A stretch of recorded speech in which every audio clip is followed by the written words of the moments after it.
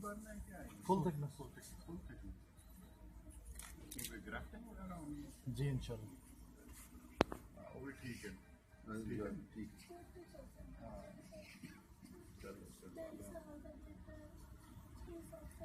ठीक है ठीक, कल भी देखा है आज भी देखा है। अहमद साहब उधर से आए हुए हैं डॉक्टर वहाँ के ना, तसल्ली रखते हैं।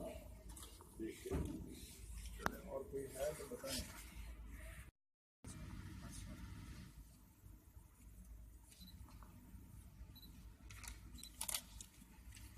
ये कितनी देर चल रही है इसकी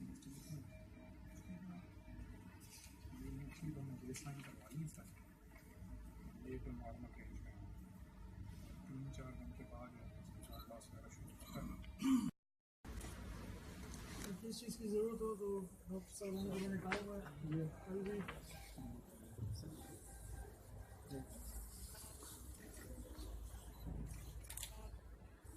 इसमें